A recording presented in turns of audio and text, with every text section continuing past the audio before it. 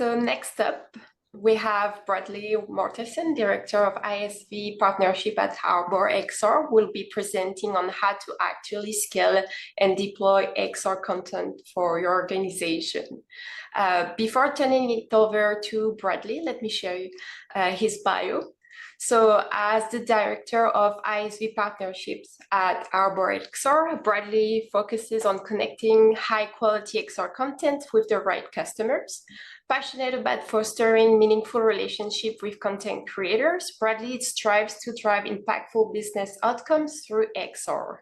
With a commitment to building genuine partnerships that align industry needs with the right XR solutions, Bradley is dedicated to expanding ArborXR's network of partnerships and empowering businesses to achieve transformative results through immersive technology in their second year with the company. So at the end of the presentations, we will have time for Q&A, so please feel free to drop your question in the chat throughout the presentation. And Bradley, I will now hand it over to you. Wow, thank you very much, Sophie. That was a nice bio that our marketing team wrote for me. It was very flattering. So, long story short, my name's Bradley Mortensen. You all are more than welcome to call me Brad. CEO of ArborXR is also named Brad, so just don't get confused. I'm not the full boss man around here, but all things said and done, I'm excited to talk to you all today about tailored immersion, specifically within XR, and the importance of selecting the right content so you have customer and student success. Let me go ahead and share my screen and I'll get my slides up. So this is a fancy picture of me, but all things said and done, I'm the Director of Independent Software Vendor Partnerships here at ArborXR. Simply put, I work with developers that create XR content and help match what they do up with customers of ArborXR. I'll get into in just a little bit of what ArborXR is in a second, but I've had a decade of working in the tech industry, from smaller companies to larger companies, most notable and recognizable being Microsoft, where I ran education partnership programs for 5 years. I had a seat at the table at a small success group, if you will, for the HoloLens 1, and worked on a number of different things from the Microsoft Store for Education, which was an early adopter of what we would have called AR and VR content at the time. With that, as I was saying, at Microsoft, it was 5 years working specifically with EdTech. The previous company, Agora, I did tech partnerships as well with a heavy focus on education. And then, of course, here at ArborXR, I work heavily in the education sector of two. I have a 4-year-old and 2-year-old at home, and I really like Star Wars. If my background wasn't replaced by this lovely IMMERSEcon background, you could see my collection. So it'll be incentive for those who like Star Wars to come talk to me at some point in the near future. Now, ArborXR, in a nutshell, is a mobile device management system that specifically focuses on managing XR devices. So, as most popular, oh, it blurs it. I have a Quest 3 in my hand here. Of course, Pico produces headsets, HTC, companies like DPVR, etc. It doesn't matter what it is, as long as the system's running Android, ArborXR can manage those AR and VR devices, install AR and VR content remotely, and kiosk those experiences so only the content that your learners and students are supposed to be doing is available to them.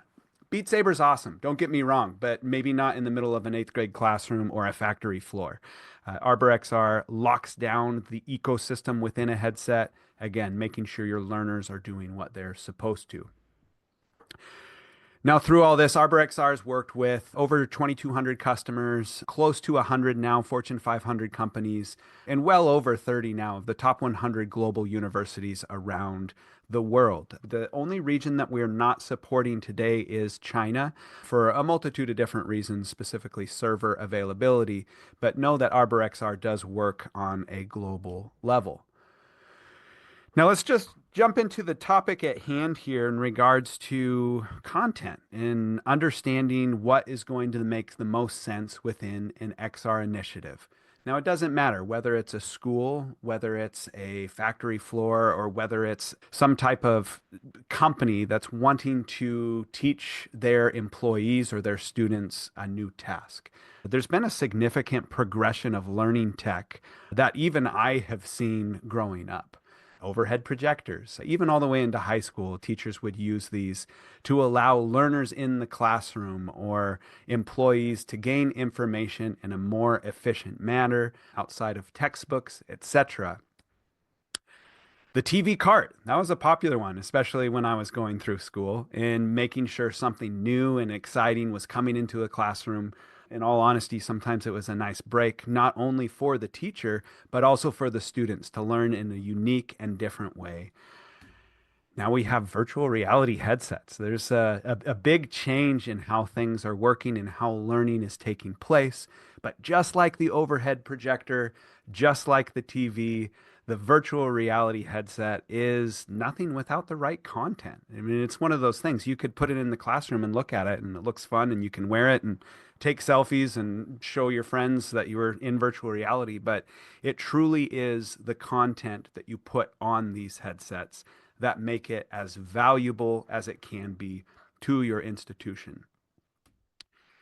Now, back in the 2014-15 era when I was working at Microsoft, one of the things that we established is what made good content in virtual reality. Augmented reality wasn't fully a thing at that time, but all things said and done, we were really working hard at understanding what would make good content, especially within the classroom. I watched The Magic School Bus as a kid and absolutely loved Miss Frizzle and all the different places that those students had an opportunity to travel. I also watched a significant amount of Bill Nye the Science Guy, with him being a Seattle native and me being in Washington State, especially as a kid. I was so hopeful to see him walking around. It never happened, but there's still hope in running into Bill Nye the Science Guy. What did the Magic School Bus and Bill Nye the Science Guy have in common, right? Miss Frizzle and Bill Nye would take students to places that, quite honestly, were too expensive. Maybe they were too dangerous. Some of my favorite episodes of the Magic School Bus were traveling to the center of a volcano or going to the surface of Mars and understanding what the rings of Saturn looked like up close. Well, these things are either impossible to do, as many of them were too dangerous. Now, on the impossible side, the Magic School Bus could shrink small enough to take you inside the human body or understand what structures of molecules look like. All these things, again, falling into similar categories. But then also, in addition to what I call the Magic School Bus principle, what are things that could also benefit from immersion, right? These are the things like the hosts of this conference here absolutely think. We all know language learning benefits from immersion. If you can go to the south of France, or if you could go to the Middle East or the coasts of Mexico, you're going to have a lot higher success with the immersion of learning the language that you're trying. So again, all these things are what I like to ask myself when someone comes to us and say, "Hey, what do we need to do? What makes good content? Where do we need to go in order to have a successful XR initiative?" Right? I have them ask the Magic School Bus questions and effectively go forward from there. Now, one of the things to remember in all of this, right, is that while content is king, it's important to be able to jump in and define your learning objectives. What are you trying to do with these XR headsets? What do you have available, and what type of funds do you have in balance with what's available on the market? There is a somewhat, depending on how you set up your program, a steep financial curve into getting XR into the classroom or getting XR into your learning environment, right? What you want to do to be able to make that case is truly define your learning objectives.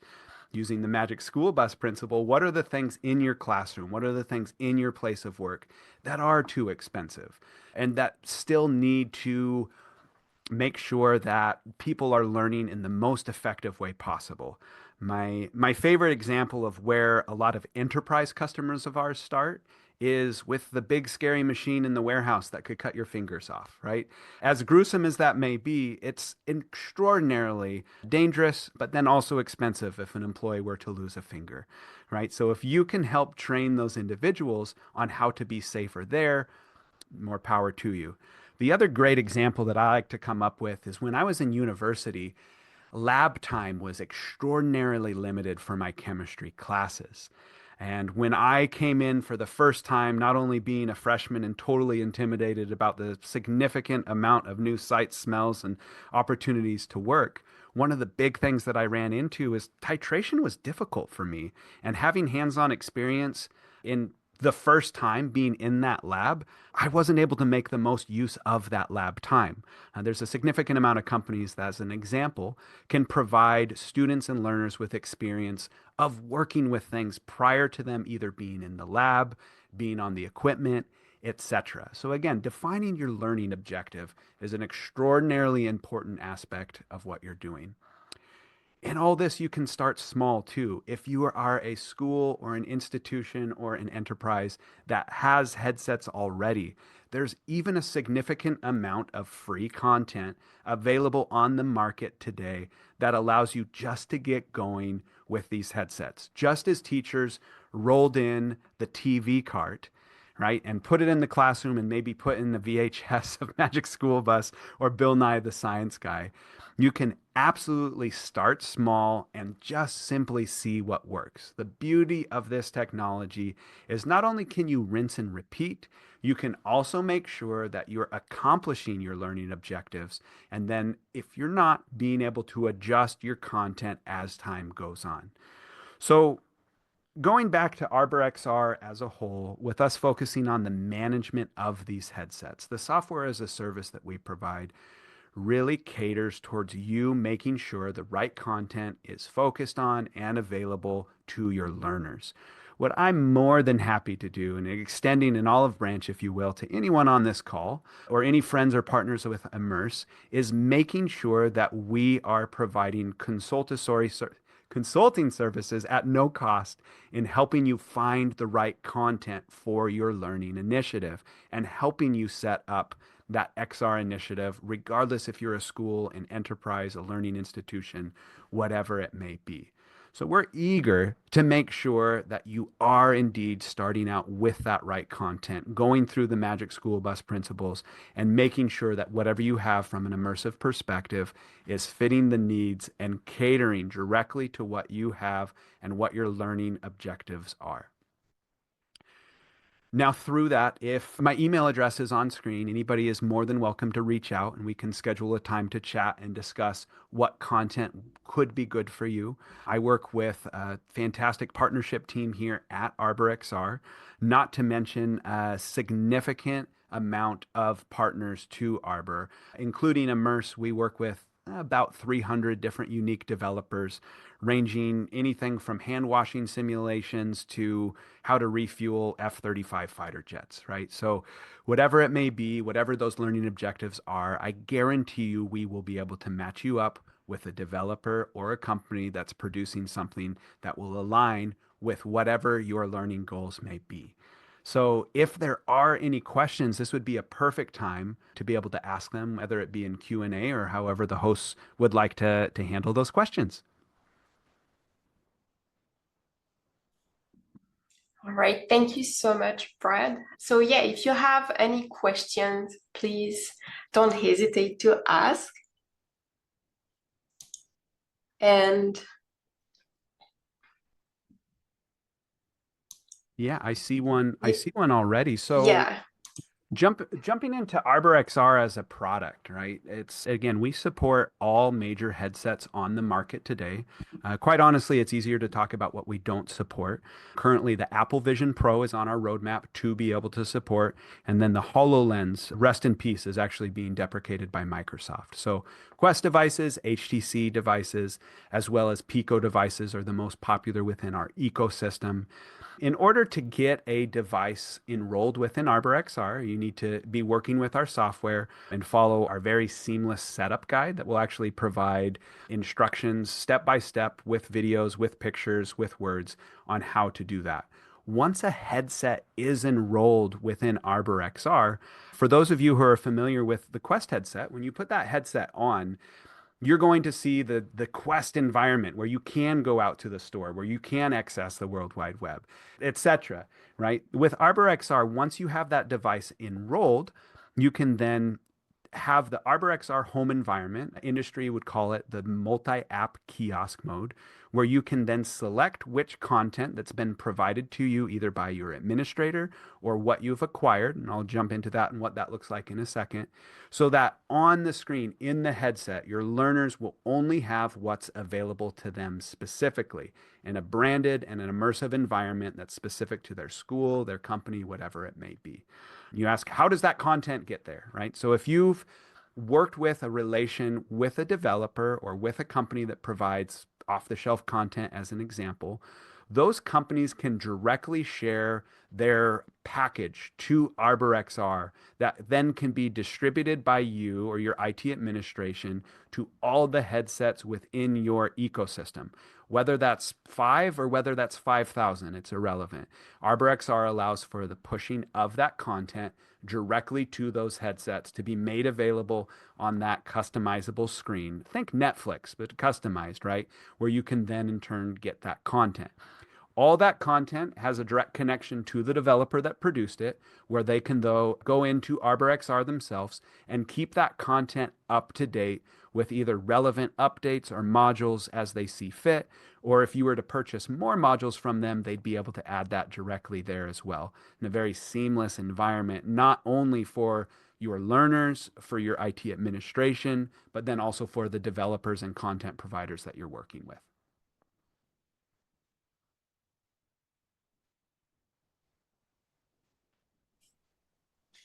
All right, I have another question. So the question is, are there security or safety features in place in case a university doesn't want their student to be able to access everything via a headset? And can educators track what students are doing in the VR headset? Yeah, so the beauty of ArborXR is just like the Magic School Bus, what was popular when I was a kid was choose your own adventure books, right? And I like to look at ArborXR as one of those as well. So if you want to provide full access to everything in the world of XR, you certainly can do that with Arbor. If you want to narrow things down to strictly a single bit and piece of content within ArborXR, you can do that as well. So if it's a day where people are doing language learning, you could simply, what we'd say, kiosk a language learning environment from Immerse, put the headset on, and the only thing that headset would do that day is language learning. So, from a safety and security standpoint, you call it a lockdown environment where the only thing students and learners are able to do are what you say they're able to do. If you want to provide more access to your students, you're certainly able to. If you want to restrict that access, you can to the fullest extent. Now, I believe the second part of that question was about tracking and analytics, right? Within ArborXR, you're going to be able to receive analytics specifically surrounding the device usage in and of itself. How long have students spent in and ran immerse language learning? How long have students done advanced forklift training or whatever it may be, right? You're going to get understanding of length of time people have spent in a specific application or bit and piece of content. What you're not going to receive is if a student has been successful or not in learning a new language or completing a module or completing a safety standard. We work with a significant amount of companies that can provide that level of analytics. And I'd suggest working with us to be able to provide the suggestion of who can provide that further level of detail. All right, thank you so much.